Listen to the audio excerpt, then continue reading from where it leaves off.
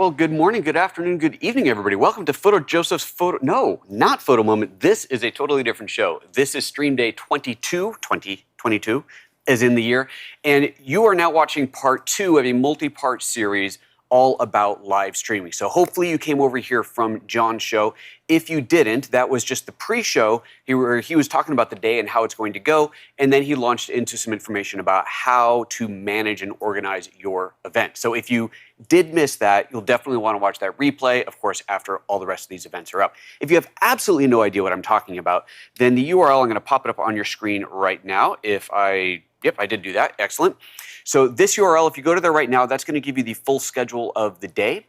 You can see who is up when and what channel it's on, and of course what they're going to be talking about. And for me, I'm talking all about cameras. That is the topic for me for today. So the format here is quite simply that we're going to be talking about whatever piece of gear each one of us is doing. In my case, again, it's cameras. We've got about a 30-minute window here, so I'll talk about some gear and be totally open to Q&A. I'll keep glancing at the screen, looking for questions, and make sure that I save some time at the end to try to get to all of them. At the end of this stream, you should see a pop-up, and it looks like from looking at the comments that it worked out quite well, that YouTube will automatically carry over to the next stream. So good job, YouTube, on making that work. It was a little sketchy in the beginning. It wasn't actually working at first, but they got it, apparently. So with that said, let me just do a quick little take a look at the event calendar for the day. So there was the first thing that you might have missed if you didn't see it already, the kickoff with John. Now we're into my section about cameras. Up next is Doug talking about audio, so how to get high quality audio for your live streams. Then Petra talking about which switcher you should use. There's obviously one or two to choose from. Then you've got David talking about control using third-party services like Companion and Stream Deck, which is just awesome. Then it's going to go back to John where he's going to talk about graphics. We've got Ryan talking about bringing a live guest into your stream, and personally, I'm excited to watch that one and see how Ryan's doing things. And then Aaron's going to wrap it up before the final panel. Aaron will be talking about where to stream to, and how to handle your different streaming destinations. And then at the very end of this, we have a panel discussion where we're all coming together to talk about all the good things that we talked about throughout the day, and of course to answer any lingering questions that might not have come up. So I'm just looking over at the comments. It's looking good. Everything's saying it's great on the comments, so fantastic.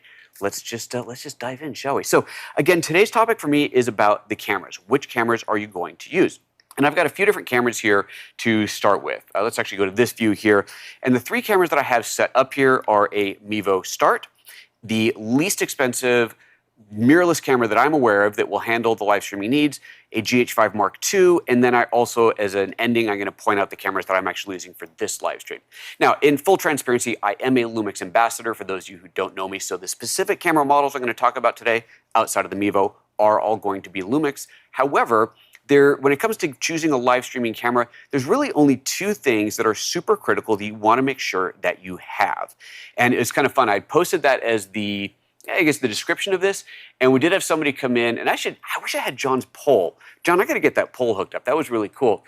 But Randy had popped up a thought on what this might be.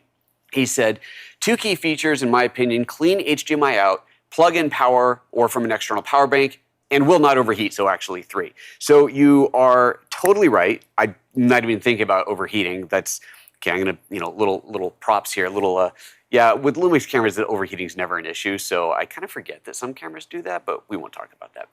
Clean HDMI out, absolutely, positively, super, super critical. So what does that mean? That means that when you plug in your camera into whatever live streaming, switching, encoding thing that you're using, even just into a television, that the image that you get out of that camera is clean, meaning that it is only the image itself, none of the camera overlay. If you think about older kind of handy cam type cameras, you plug those into your TV to watch it, and you get all this information that comes up on screen, and maybe after you hit play a while it would go away, but that information is basically always there. And a lot of cameras always have that information there because they're designed not to be using the HDMI port for live streaming, not to be using it for recording, but they're more designed just to use it as, I don't know, a way to plug it into your TV and watch it on there. But we're doing more than that. We're live streaming. So we want to make sure that that can be totally clean. And that's going to be somewhere in the menu system. It might be called Display Overlay. It might be called Clean HDMI. But somewhere in the HDMI settings, or even the TV settings, some cameras will call it that, you're looking for an ability to make that clean so that you don't have that information going on screen. You don't want all that junk on your screen cluttering it up.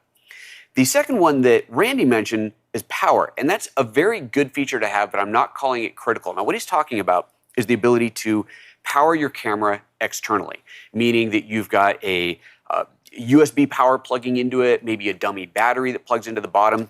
In fact, I have, just to show you, when I used to do these with old GH4 cameras, I have a ton of these things. So these are, let's just get an overhead view on this. These are dummy batteries for the GH4 and GH5, and all it is a little AC adapter and then this little thing that replaces your battery, right? It just slides into the battery slot. And these are cheap. You can get these for maybe 20 bucks on Amazon. All you gotta do is Google AC adapter in your camera model and you'll find them. So that's great. It's a very, very inexpensive solution. So that is a third-party solution, but it's really cheap, and because it's available for just about any camera you can imagine, I don't call it a critical feature to have on the camera itself because it's very easily added. Some cameras will give you the ability to power over USB, which is really nice. A lot of the lower-end cameras, in fact, including this one I'm going to talk about in a moment here, have the ability to charge over USB, but not power. So when you turn the camera on, it stops charging, the battery will run down, and if it runs out, then it's just going to shut off, so you can't actually power it. But if you are doing a live show where you know your show is going to be well within the power requirements of the camera, the power duration of the battery, then you can easily just turn that camera off after every show and it's going to charge back up again. I personally like to have the confidence of being able to have it on all the time, knowing that it has some sort of AC power. So I would really recommend that you do invest in a power adapter if the camera doesn't have it. The third thing that you might, well, not overheating, so we talked about that. But the second real thing that I point out that cameras need is a microphone input. So your camera, every camera has a built-in mic, right? But we all know they're not very good. They're really not very good. So you do want to have a camera that has a microphone input. That allows you to plug in, any kind of external microphone. Like here I've got a little Rode here, right? So this is going to slide onto the hot shoe. This little mic port's going to plug in. That's a great way to go. You could take something like a lavalier mic, a wired lavalier, and plug that in. And a wired lav is going to be the least expensive, best quality option, kind of your combo there. I'm wearing a lav right now because it gives me a lot of flexibility in how I move and so on. So the having that ability to plug the microphone in is really important. Now, you might ask, well, why is it really important? Because a lot of encoders will have a microphone input on them, so you can plug the mic directly into that. And that is true. However, what a lot of encoders are lacking is the ability to delay that audio. And let me explain why this is important. So if you are watching the video coming out of your camera, you'll notice if you move your hand in front of the camera and you look at the LCD versus what you see on the output, there's going to be a delay. And depending on the camera, it might be a very slight delay, like a couple of frames. It might be a little bit longer. Either way, there's going to be a delay. And if you are bringing your mic in through, your audio in through an external device, that's going to hit the camera, hit your encoder in real time, whereas the video is going to be delayed. So they're going to be out of sync. Now, a lot of encoders do have the ability to bring them back into sync, to delay the audio, but not all of them do. And so it is just easier by far if your camera has the ability to just plug a microphone into it. So that clean HDMI out and microphone in, those are the two key things that a camera has got to have. Now that I've told you that, the very first camera that I'm going to talk about has neither of those things because it's totally different style of camera. So the first camera is the Mevo Start. Now this is a little bit different from what you might expect. I'm going to go ahead and do an overhead shot here. What you might expect from a live streaming camera, because this is literally an all-in-one. Everything that you need is here. It's obviously got the lens on there. We can see that. There's a three-hole microphone. Three-hole is a bit of a cheap way to talk about it, but it is a special microphone called MEMS microphone. That's what it's called. That actually does a really good job of isolating your audio. So it's a very good quality audio that comes out of it. And this pairs up with an app and can live stream using the data signal on your phone, whether it's Wi-Fi or LTE or whatever it might be. And I actually have this hooked up here. So let me switch over to this. You can see what it looks like. So here we're now looking through the camera. And there's going to be a bit of an audio delay in here, again, for the reasons I was talking about, but now it's wireless, so it's even more. But I'm just going to kind of set this here pointing at the cameras. And then to show you what you can do on the interface here, even though it's a single camera, I can do things like zoom into the shot. Now, if you look in the top right corner, That is the program out. That is what the audience would see. And this blue box is allowing me to move the shot around. So you can do some pretty cool things like, let's go ahead and go in for a close-up on this camera here. I'm going to tap and hold on this, and this little plus comes up. I drag out my finger and choose that, and that is now a selected shot. Now let's do another one. I'll just kind of tap over here and the camera jumps to that position. And you can see the auto exposure is turned on right now, which is probably a bad idea. Probably should have set it to manual, but that's okay. And so I've got this kind of wider shot here. I'm going to tap and hold and add that as a new shot. And then let's do a kind of a wider, but not full wide. Let's go over here. And I recognize you're not seeing the prettiest things in here, but you get the idea. And we'll go ahead and again, let's actually go a little bit tighter here. Oops, let's not do that. Let's get that there. There we go. Tap again on there, add that as a plus, and now I have multiple shots. And I can jump to them by simply tapping on the little lock icon. And you can see again, if you look at the top right corner, what the program out is, what the audience sees. But if I tap and hold on one of these, you get options like, let me do a fast transition in, and it zooms in. Or let me do a slow transition to that shot, and it does a nice slow pan over to it. So this is super, super convenient. It is everything that you need. You've got your camera, it's got a built-in battery, it connects wirelessly over Wi-Fi to your phone or your iPad. You can actually use multiple of these using the Mevo Multicam app. So then you have multiple camera, multi-stream operation going just from these little devices. And it's super convenient, super easy to set up, and it's very affordable. I think these are about $350 a piece. I think that's right, something like that. So very affordable. The 3-pack of these, I believe, is $1,000. So it's a very affordable way to go live. Is it the best quality? No, of course not. This is your baseline entry level. It's easy, it's good, it is good quality, especially in good lighting. As the lighting goes down, the quality does break down pretty quickly, but if you have really good lighting, outdoors or just a well-lit room, then this camera is going to be an awesome, easy, inexpensive solution. The zooming on there is, of course, a digital zoom. It's a digital crop in, so, you know, it's not as good as an optical zoom. It's not as good as a real lens. The sensor, of course, is quite small, but it works. It's easy and it works. These are really popular among house of worship where there's just not a budget for a big setup. These are really popular for DJs who just want to have like an overhead view on their hands that they can maybe put on a projector or live stream for an audience somewhere else, whatever. Lots of different cool options like that, and it is a great solution for that. So that's your entry level. Now let's get into this camera here. The first DSLM, or that's mirrorless. DSLM is your mirrorless camera. And this is as far as I know, the least expensive solution that has all those things that we talked about, the clean HDMI out and that microphone input. This one, as I said earlier, cannot be powered over USB, but it can be charged over USB. However, the battery that's in this is quite an old style of battery. It's been around for a long time. And if we let the camera focus here, hello. Are we going to focus today? We are. Excellent. Focus, it's like that. Have you ever seen that TikTok? Is it a bones day or a no bones day? It's a focus day. Look at that. Okay, so this battery has been around for years and years and years in the Lumix lineup, and so that means that you can easily buy a dummy adapter like the one that I showed you a minute ago for this camera. So really cool, and again, 20 bucks or something is going to get it for you. So this camera is really nice and small and compact. You can see just looking again at the overhead here, how small this thing is. And it is an interchangeable lens camera, which is certainly nice to be able to do. So you can buy this camera for, I want to say about $500, including the lens.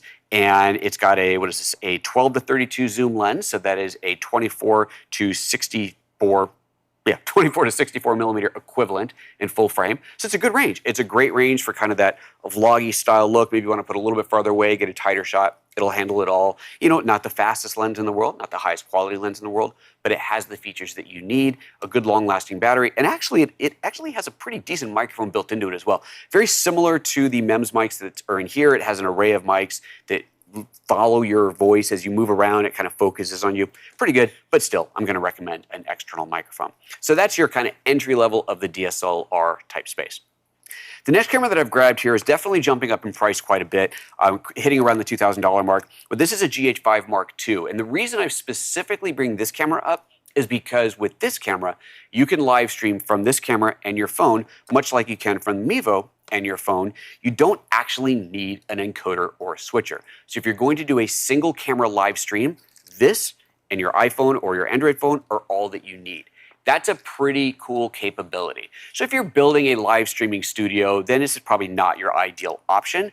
But if you want a camera that you can live stream from, whether it's live streaming yourself in an event, or maybe you do things like shoot weddings and you want to have the option to be able to live stream the wedding without getting into complicated switching and multi-angles, but as a inexpensive add-on to your wedding package, your bar mitzvah package, your event photography, cinematography package, you say, you know what, we can do a single camera live stream and it's only going to cost, X $100 more, make it cheap and easy for the client to make that decision, and off you go. So that's a really good option for that. Then we get into the highest end, and this is maybe not highest end, but the level that I'm using, which is definitely a little bit on the crazy side. So let me check my time. We're good on time. Looking at the comments, nobody's telling me that things are broken. I don't think. I suppose I should scroll down a bit. There we go. Okay, so we're going to hit the comments in a minute here. I'm going to finalize by talking about what I'm doing. Now, what I'm doing is a bit much. And my setup is not just for live streaming. My setup is for all the recorded videos that I do, not just for YouTube, but client videos, client productions that are all done from this studio.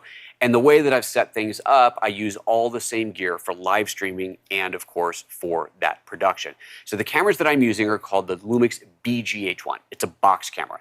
And I've got a camera pointing at one. Let's see, here it is. So you can see one over here. And I just realized I forgot to turn that monitor on. So I'm going to turn that on so you can actually see what this camera's seeing.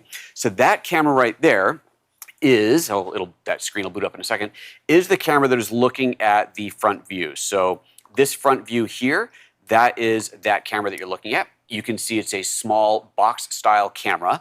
And the thing about this camera, the main reason that this becomes my number one choice as a live streaming solution is right here. Check this out. What you're looking at right there is a computer. I've got it running through a PC, but run on a Mac as well. A computer that can control the camera completely. So in fact, let me switch over and take control of this. You'll see here I can switch to different camera angles that I want to work on. So let's say I want to go to the tight camera angle here. It takes a second to boot up or to cycle over to that camera. So there's that. Look at this. I have the full menu access of this camera. Everything that you would possibly want to control as if you were at the camera, I can do from the computer. The way that this is actually running on my setup, it's kind of cool. I've got a PC, just a cheap little NUC PC, kind of like a Mac Mini, a little NUC PC that is sitting in my rack. And its almost sole job, although it does keep getting more tasks, its almost sole job is to run that software that you just saw full time.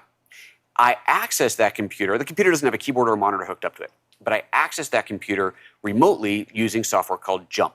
So Jump runs on your Mac. It runs on an iPhone or an iPad. I'm assuming they have Windows clients as well, although I don't actually know that. I would guess so, but I can control any Mac or PC through there. So that's what you're actually looking at on there when you see, I've accidentally hit the wrong button, but that's a great chance for me to say, hey, if you're not already a channel member, you can join the channel and, sorry, I swear to God that wasn't planned. You can join the channel, and if you join the channel, then we do have a great member benefit, which is access to the private Discord, so the PhotoJoseph Discord channel. So look below, there's a join button, check that out. I promise that was not part of the plan today. I meant to hit this button, which I realize now is right next to that button. Anyway, so from here, again, I have complete control. And if I'm using these for recording, I can actually even start and stop recording in the camera here. I can trigger all cameras at once. So I check that box and click this. It's going to start recording in all of them at once. Full and complete control over the camera interface here. And right now, what I'm actually touching is my Mac, but I'm accessing that computer remotely from the Mac. So that's giving you kind of that top level control. And this is 4K video, 4K output. Of course, it records internally 4K. It can output 4K or 1080 if you want to do a 1080 stream. It has things like RTSP streaming built into it, so you can stream to a local network across a local network, which could be really convenient for things like a really large installation where, think about a big corporate office, like at Apple, a Cisco, a Facebook, and you want to have a camera in, say, the CEO's office for their weekly address. But you don't want to have to go set up a camera in there every time. So you set up a camera that's always there, and over RTMP, not RTSP, RTMP, it streams back to the central switching station anywhere else on the local network at full 4K quality, and that CEO or whatever can have their image brought into a production that maybe it's live streamed or maybe it's just kind of an internal, corporate meeting kind of a thing that you want to do, corporate address. Anyway, lots and lots of options in there. We are getting low on time though, so I'm going to head over to the questions and see what kind of things we've got in here. Again, if you don't have any questions that you've dropped in yet, do drop them in. I suppose I should have told you to put something like question in the front so I could find it. I don't remember what my highlighted word is, so I guess it doesn't matter.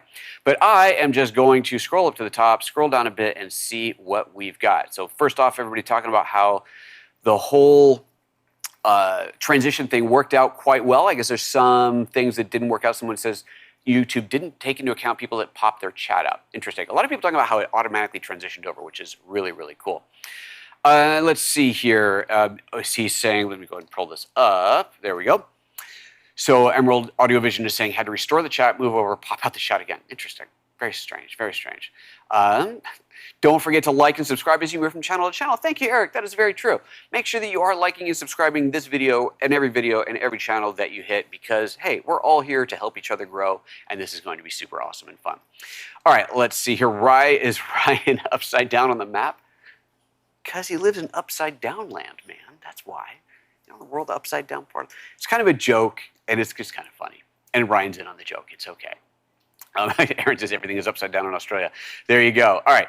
So let me see here. I'm going to keep scrolling down. There's a lot of comments in here about this succeeding, which is awesome. Jules from New York City watching. Hello, Jules. Teleported from Europe to Oregon, USA with just one click. I know. Look at that. Boom. Done. Hey, guy. Good to see you, my friend. Let's see. All right. I want to get down and see if there's any questions. The GH5 Mark II, Shirley, you were correct. Maybe you saw it. Maybe you were guessing, but you were absolutely right. Audio level's a bit uneven between channels. Oh, yeah, so this is our first time that we've done this, and there is no doubt that there is room to improve. I loved in John's show, someone asked what our backup plan was. We're like, backup? We don't have a backup plan. But yeah, the audio levels could absolutely be a bit uneven. I've actually been, I'm glad that you mentioned that actually. I have been struggling like crazy to get my audio good. And last week I said, I think we've got it. Hopefully this week we've got it. You tell me in the comments, how's it sounding? Hopefully there's no more clipping. We should be right between -14 and -17 LUFS, which is right where YouTube wants us to be. So, I mean, it should all be good. Let's just hope. Let's just hope. Aaron says YouTube does live captioning. I'll talk about that in my segment. Excellent. Yeah, just remember, Aaron, that for live captioning to work, you have to have not the low latency on, the regular one. Maybe the middle one, but definitely it works on the slowest one, which I'm forced into because I'm streaming in 4K, so I kind of benefit from that. Namaste back at you, buddy. All right, let's see here.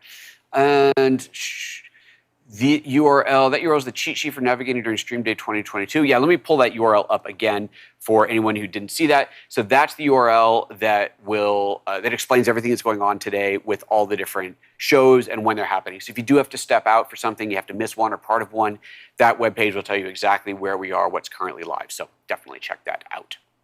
All right, I found a little phasey. Well, that's terrible. Hated to hear that. First caption came up way before I started speaking. Really? Oh, man. Good job, YouTube, right? So they got some things right, but they can't quite get it all. Oh, well. What's your views on PTZ NDI cameras? One Cat6 cable and you're all set up. How's that sound to you? Great question. Go to Web Technologies. We've got a couple minutes left. We can definitely address this. So I did a video very recently on a PTZ head that was not what you're talking about. It's just the head. You add your own camera, made by a company called Data Video. Data Video also makes the all-in-one PTZ heads. Panasonic even makes all-in-one PTZ heads. So what this means, for those of you not familiar, PTZ stands for Pan, Tilt, Zoom. And in all enclosed, self-contained, I guess is the right word, PTZ camera, it is basically a block that you mount on a tripod or bolt to a wall or ceiling, more likely, with a head that can rotate, pan, tilt, and rotate. And it'll have the camera built in. They're usually quite small sensors, maybe a 1-inch sensor. They usually have really long zooms on them. Your quality is good, not great. It's certainly not as good as something like this or what I'm running right now with the BGH1, but the quality is good. They are convenient in the sense that it literally can be a single cable, especially if you're running HD-based-T. One cable is going to give you your data connection, your video, everything that you need, plug it in, even the power. Plug it in and off you go. So definitely convenient. For convenient factor, for sure. Price, you're looking at, I think, $2,000 and up for these cameras, so they're not cheap, as expected. But when you're looking at that price point, you can, if you do want to do PTZ, you can start to build out a system like the Data Video thing that I showed in a previous video, which actually might have been my last video, And that is a full PTZ head that you put your own camera on, and it can be any camera that you want. And then you can add a camera like the BGH1 or BS1H even if you want full frame. So the PTZ cameras, the all self-contained ones, are certainly convenient. They're on the higher end of price, but they are very convenient. But quality-wise, you know, it's a trade-off. It's a trade-off for sure. So then we're going to put on that. What are your thoughts on camcorders for live video? Again, nothing wrong with them, right? If it works, it works. And I want to make sure that people understand when I show off this ridiculous expensive gear in here, there's a reason I started at the low end. I'm not telling you everybody go out and buy 5 GH5 Mark IIs or BGH1s. You don't need that. Heck, you can start with your phone, man. You know, you can start live streaming from your phone, and that is a great way to start going live. So you can absolutely do that. Don't feel like you have to spend insane money. If you have a handy cam, a little, you know, what do you call it, handy cam? What do you call it? Camcorder. If you have a camcorder and it gives you that clean HDMI out, and you can plug it into like a little ATEM Mini, and it works for you, do it. It's better to start with what you have and figure out if you actually like this whole live thing before you start investing crazy money in it. So if it works, go for it. Absolutely. If you're buying new though, I would say that would not be my preference. I would rather see you purchase something like this, a small mirrorless camera that is going to give you the capability and better quality overall. Let's see here. Shout out to Alvin's Cables for Power Solutions. Awesome. Very good. And so fluid. Well, I try. The Discord noises keep fooling you. Are my Discord noises coming through? That would be terrible if they are. And if they are, I do apologize for that. That could be from the other system. I might have something not muted that should be. That would be my bad, and I do apologize for that.